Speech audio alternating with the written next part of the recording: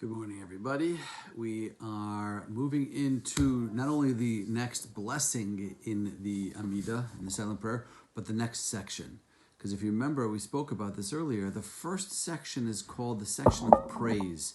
It's the section where we are praising God, not because he needs to be buttered up before we ask him for the things that we want. That's silly. But rather because we have to recognize before we stand before God and pray for the things that we need and want in our lives, that we have to understand that he is the source of all blessing.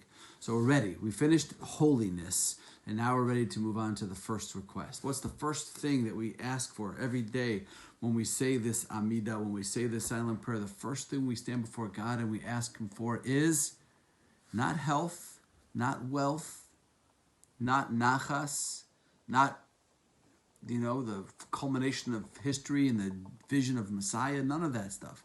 The first thing we ask for is knowledge and wisdom. Because as Jews, we understand that everything starts with our ability to understand knowledge, to understand wisdom, to process information, to be able to know the pathway of Hashem. And in order to understand the pathway of Hashem, we have to be able to learn and to study wisdom and to access Jewish wisdom. I mean, if you go into a home, you always see these books behind me. When you go into a Jewish home is distinguished by bookshelves, by Sfarim, by access to wisdom through the great writings of the rabbis and the sages throughout history. Now, it's interesting that this blessing follows the blessing of holiness. And it's not a coincidence. It's the idea is that true wisdom is knowledge of God.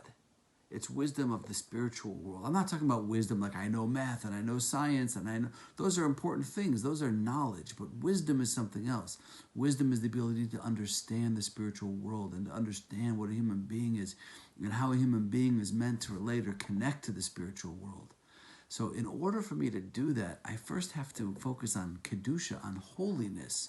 Because if my whole life is about the pursuit of physical pleasure as an end, pleasure for pleasure's sake, and indulging every impulse and every drive I have for physical pleasure, then my whole life I'm going to be pulled away from wisdom.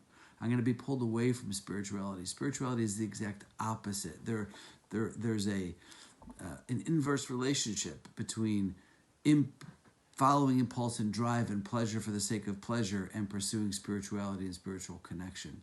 So first I have to understand that I need holiness in my life. I need a balance where I can associate and identify and establish my desire for spiritual connection and be willing to sacrifice physical pleasures and physical impulses when necessary in order to achieve and acquire that spiritual wisdom. And once I have that, and once that's a focus and a mainstay in my life, now I can begin to pursue wisdom. Wisdom is the knowledge of the spiritual world. But I can't do it until I've first committed to holiness. And that's the progression over here. So we're into the blessing of wisdom, of knowledge, and I begin my section of requests by asking God for the ability to understand, for the ability to know his ways, his mysterious ways and his simple ways, and to know how to be in this world as a mensch, as a human being, and as a spiritually focused person. Okay, have a wonderful day, everybody. We'll continue tomorrow.